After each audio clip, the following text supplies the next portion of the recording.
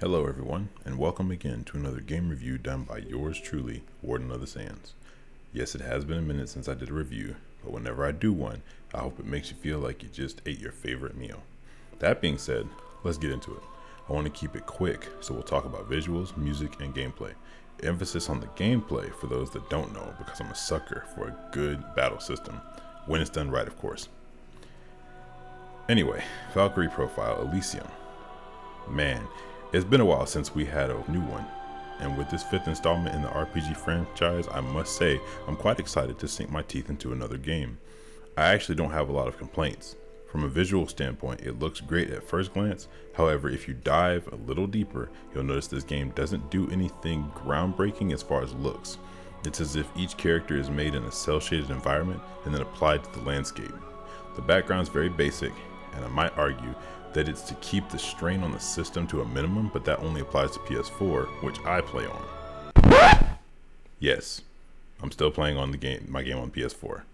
I mean, it is what it is. Now, I know Square Enix's name is attached to this, but if you're someone who's looking for a visually stunning game, I'm talking you can see the fibers in the clothing and every strand of hair, this is not that game. It does get the job done though.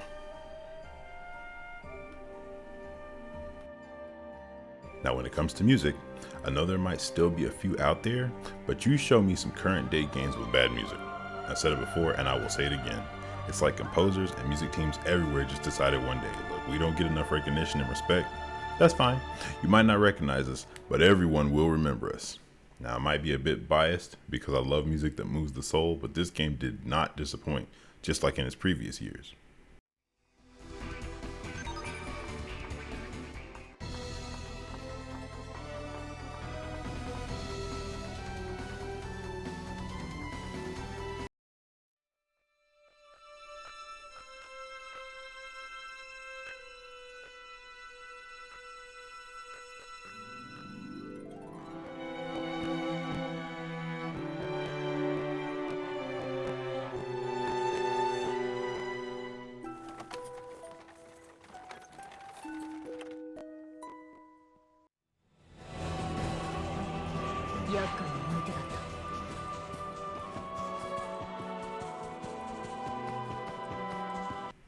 The music is stunning, period. I also examined the game with Japanese and English voiceovers. I have my own opinions about it, but that aside, both did a great job. 殴るファルすまない。何が起きたのかわからない。お前の魂があまたの死者の魂を引き寄せ、歪み、魔物と化していたのだ。Here ends your miserable existence. Lightning bolt. Your fate has been decided. Now, let's get to why I'm really here. The overall gameplay and the combat. So as I started playing the game and was learning what all was new and how they incorporated what I was used to with the new system, it's an action RPG paying homage to the Valkyrie series. Areas are decently sized, linear zones with plenty of collectibles and a few side quests based on how the demo was built anyway. They don't emphasize the collectibles, but I noticed unless you're relying on the map, it is very easy to miss many of them. The map also doesn't show treasure chests. At first, I was confused and I didn't really agree with that choice, but as someone who likes to explore, I changed my mind and can see how this promotes exploration of the environment. They built it, so they want you to check it out. However, subsequent visits may lose their zeal, but at least the first trip should be quite memorable, especially with how large some of the areas are. Valkyrie Profile is known well for its platforming areas and puzzles. You still get a bit of that in Elysium in a very unique way. Roadblocks in the game can be traversed with the help of your Einherjar or fallen warriors whose soul you reanimate. Each one has unique abilities and you'll need certain characters to overcome specific obstacles, which I thought was pretty cool.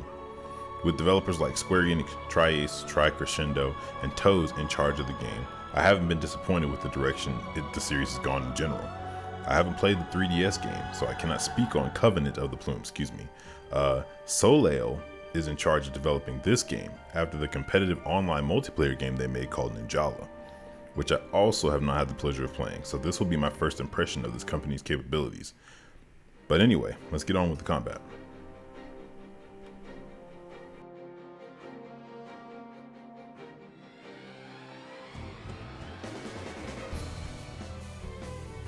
Okay, so I only have 2 gripes to offer it. The camera's funky and gets stuck, and you have to respect the controls while you're fighting. The second one isn't really an issue, it just means your moves have to be more purposeful and you need to understand that you can't cancel or spam your way out of situations. The game adopts the RPG approach to character development as well.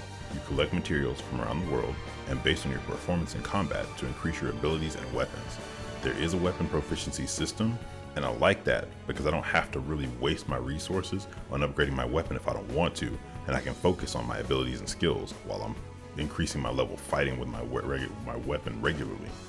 Also, enemies have elemental and weapon weaknesses, which I thought was a great implementation as well. I'm really looking forward to the high octane approach of switching between multiple tools to exploit weaknesses and do flashy combos.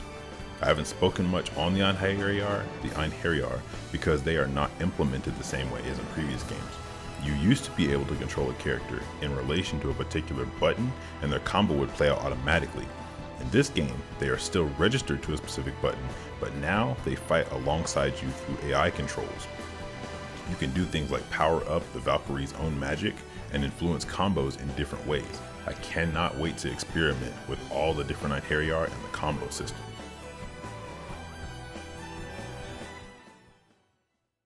And now it's time for Warden's Word, a segment where I help spiritual individuals, young and old like myself, decide whether certain games are something they think they will be able to play without it compromising their morals and views.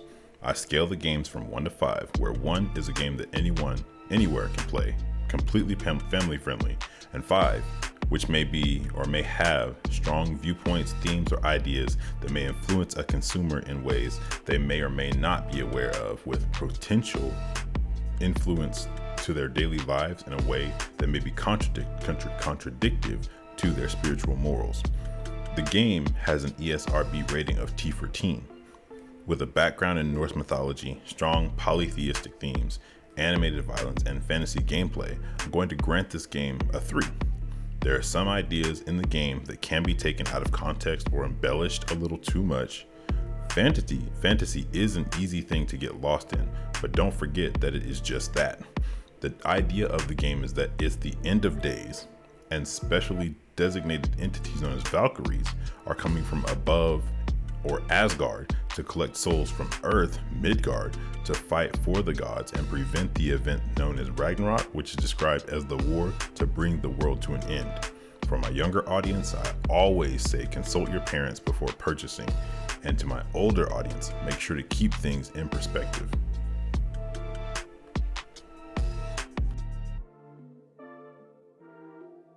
Valkyrie Profile Elysium comes out September 29, 2022.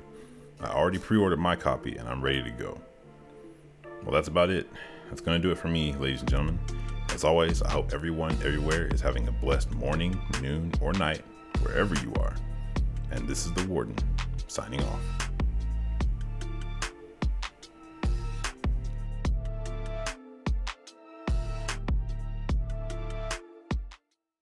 Now, you didn't think I could do a video about Valkyrie Profile and not include the most iconic part, did you? Come on, guys. It shall be engraved upon your very soul.